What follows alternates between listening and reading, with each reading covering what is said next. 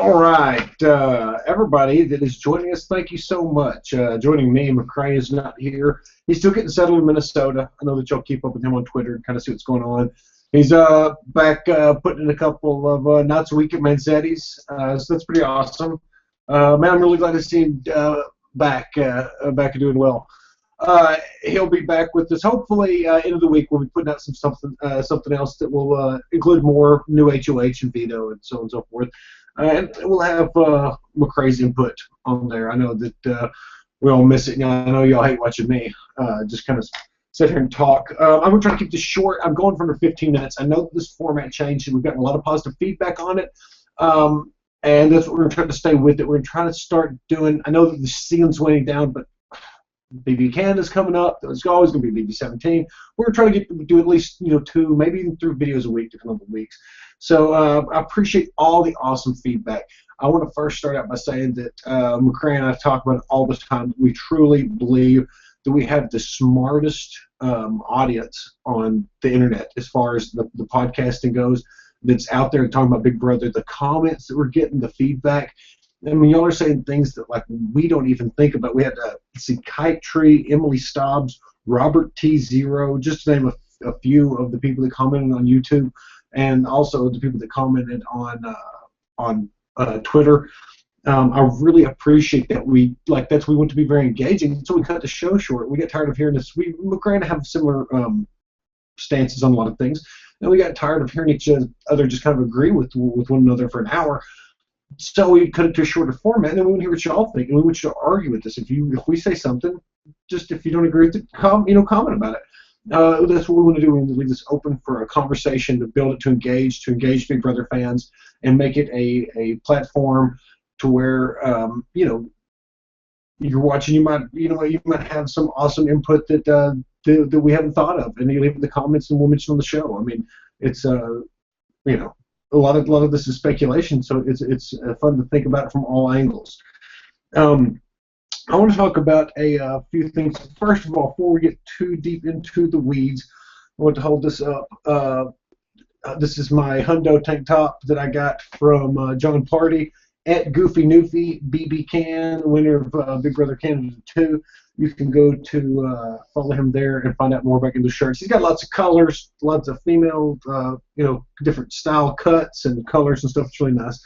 Comfortable tees, Marilyn loves hers. So go check that out. Okay. Let's start out with, basically, we know that this week is a reset. They hit the reset button.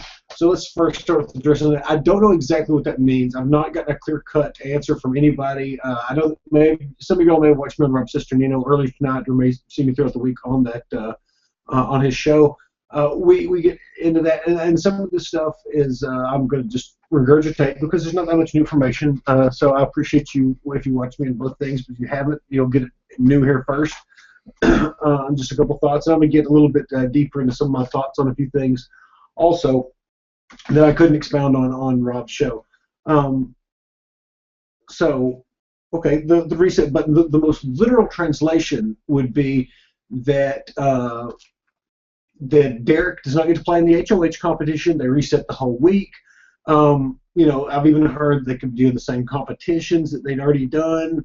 And basically this doesn't count. And the setup, the premise was by production. I think that people would play themselves into a hole, and then hey, guess what? Nobody's going home, and that's going to be this big shocker. And oh, now what are you going to do?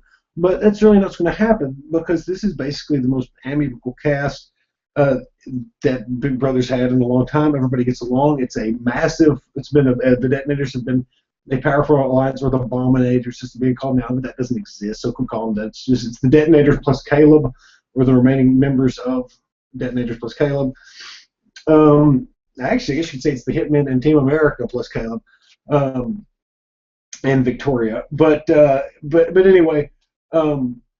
The reset button, nothing counts, and they reset it, and like I said, there's fireworks, which it's highly likely there's not going to be. I would prefer it to be like a coup d'etat, a vampire veto, something to where only one person knows about it and they can pull it out there, and really because with this clock ticking down, everybody knows that there's something that's going to happen, and the clock's ticking to live eviction day. So I mean, like, you don't want to get too crazy if you've got something obvious. I mean, like, Derrick is a very smart player. Like, I don't think he's going to try to do a bunch of craziness with this clock ticking down, which also makes me want to bring up, and now kind of segue in. We'll kind of leave the reset button alone because, okay, this week's not going to count. We don't know when it will start, if Derrick will be able to play in the veto or not. We won't really get into that since we don't know. We're gonna talk about what could possibly come in the following weeks. Going into, let's thinking about mindsets of a house guest right now. Going into the last weeks of this competition, we're $500,000 on the line, and who you want to be against in the end, who you want to be playing against to get to the end. Okay. I used to say that you know everybody right now is giving Derrick a lot of credit. Well, let's take the opposite approach. Is Derrick's game as good as what everybody says? All right. He has basically been the logical person, most logical, reasonable voice in a majority alliance. And I know I've said it before on the show, but you know he's been kind of a shield. He's kind of used as a shield. People like Beastmode Cowboy, who is delusional to a large extent, but also thinks that they're running the house. So, like, it's easy to work behind somebody like Caleb, who's not even looking behind him. Okay, and then you've got Frankie, who feels he's the star of the show. And so it's also kind of easy to work in the shadows behind that large personality, also without them really thinking you as much of a threat. So has Derrick really been this puppet master, or has he just kind of been the most likable, easiest to root for at times, rational person out of this group of chaotic people that kind of begin with Devin, and you know we had Joey and Alex earlier, you know, the season. The characters kind of some of them were larger than life at times, and Derrick was a very logical and reasonable person, so he got kind of the, you know, maybe this guy's orchestrating things because he is involved in the goings on. And I thought that it seemed apparent that Victoria was going to get to the final two to be the easiest person in the world to beat. I believe Spencer used it, Bledsoe used it on Survivor, calling Cass a goat last season of Survivor. I think it was a perfect term, a goat, because Victoria has basically been led around that house the entire time. I thought that he would take her. Now, when they were on the block, when she was on the block against Cody, he was going to vote Victoria out and keep Cody, keep Hitman intact. Is that the smartest move of one of the greatest potential winners in Big Brother history? I don't think so. That's when you take the stab at Cody. Actually, you get Frankie to backdoor Caleb and stick him out. I know with the countdown, this doomsday clock ticking, nobody wanted to make a big move. I think that might have played a role into it. So I'm going to give him that out. But all this needs to be considered. Okay, he's going to be fighting. Say Victoria does not.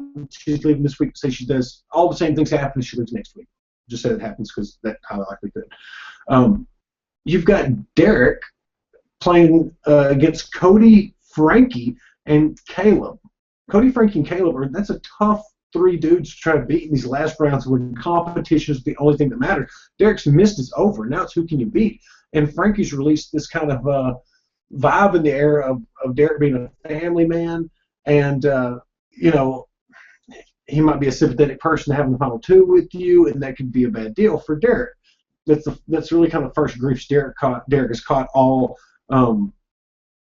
season, which I believe was the springboard into his kind of little plan. I'm only going to touch on this.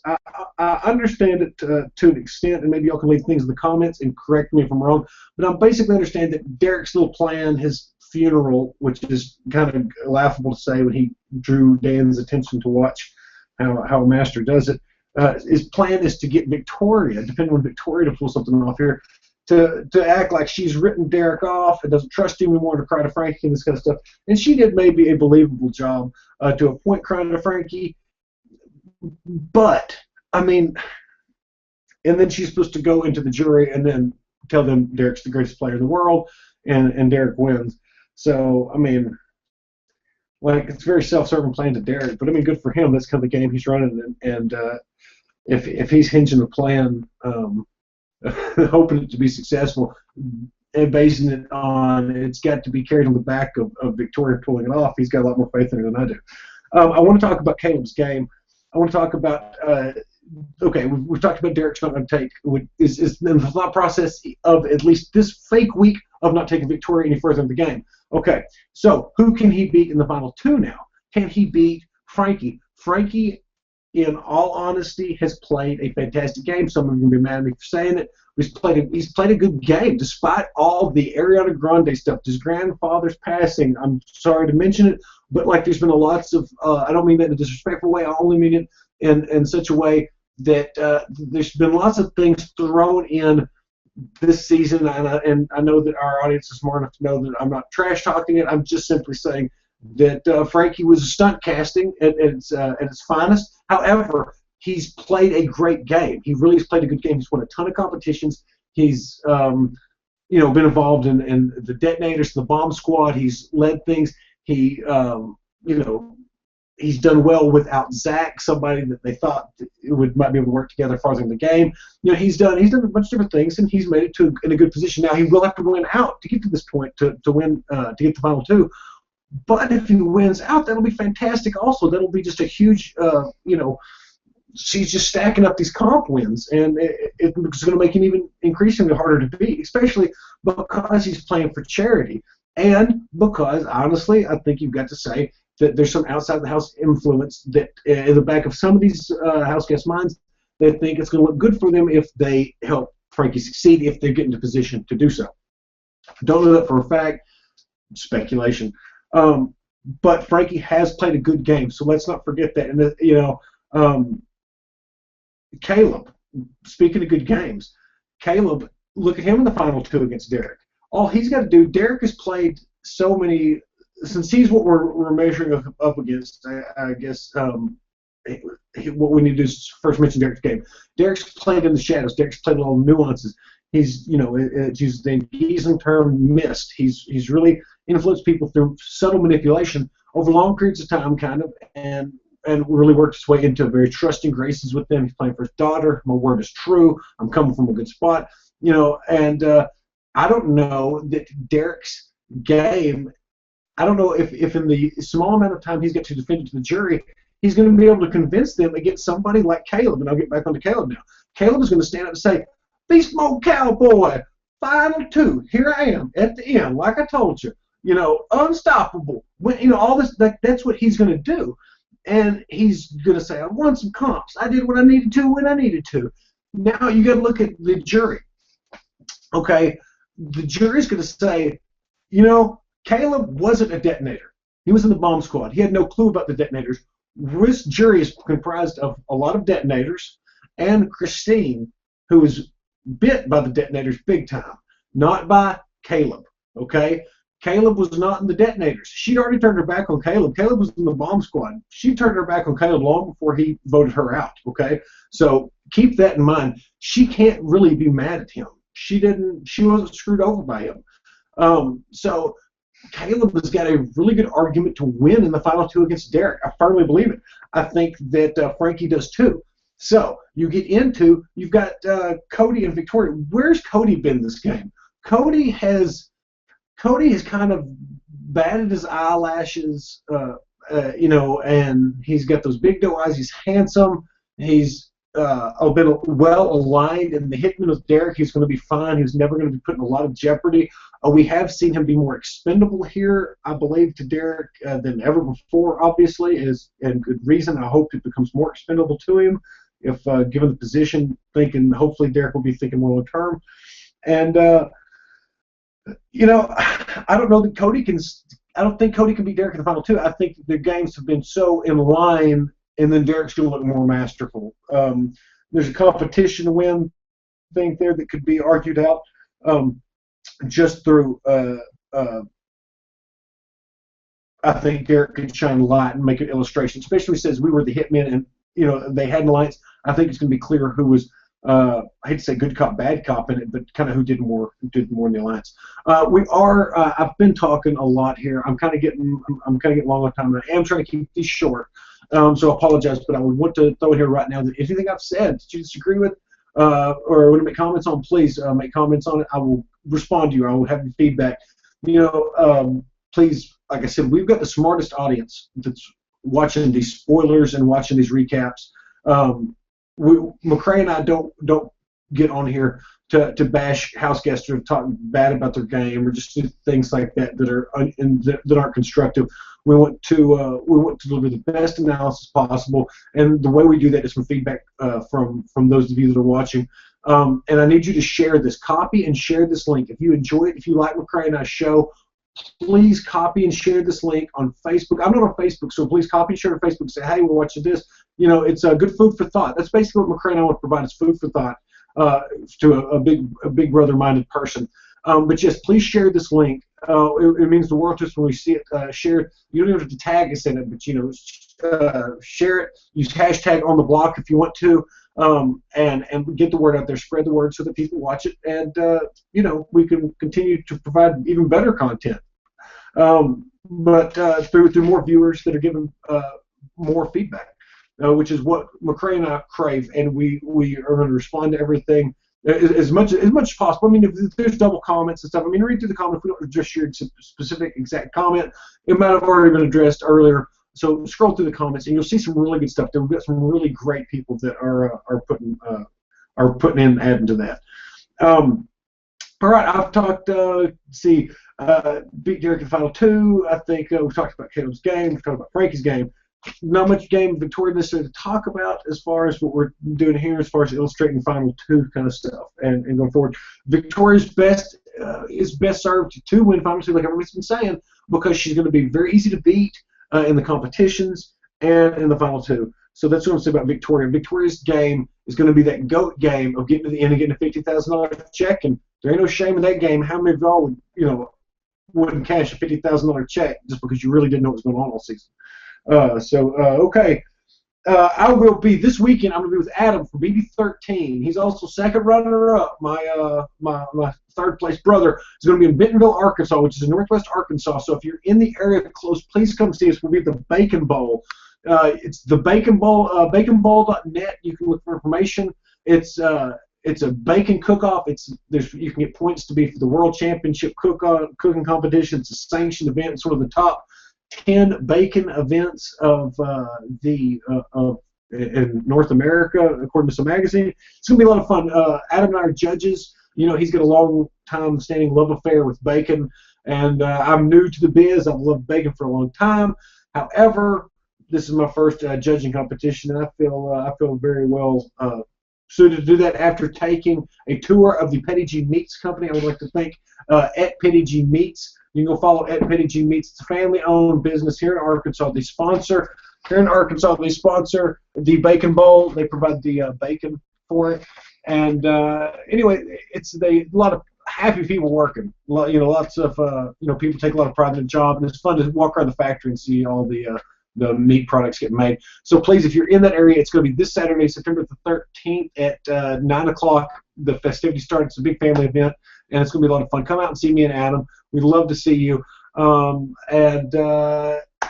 don't think there's anything else. I just want you to comment, give feedback, share, copy the link, share, put it out there, and let us know what you think. If we've missed anything, let me know what I missed, and we'll talk about that later. Anyway, I wish everybody, I hope you all have a happy week. Tomorrow's going to be a fun episode. It'll be fun to see how the reset button actually plays out, see if it's as literal as everybody taking it, or if they use a little leeway in there so that everybody gets to play for HOH or whatever the case may be. But anyway, everybody take care. I will be on the edge tomorrow. Look for my link. I'll tweet it out for the iHeartRadio. I'll be doing my routine. We've moved it. It used to be Thursdays. Now I'm going to be doing it on Wednesdays. As Big Brother's over, I'm going to do Utopia, another reality TV show, Survivor updates, and just talking about reality TV in general on that radio channel still, edge103.com. You have to listen to iHeartRadio. But I'll look for that link too, and I'll tweet that out tomorrow, so anybody can follow along there and listen to some good rock and roll music to start the day. Anyway, appreciate you. Love you. Take it easy. Bye.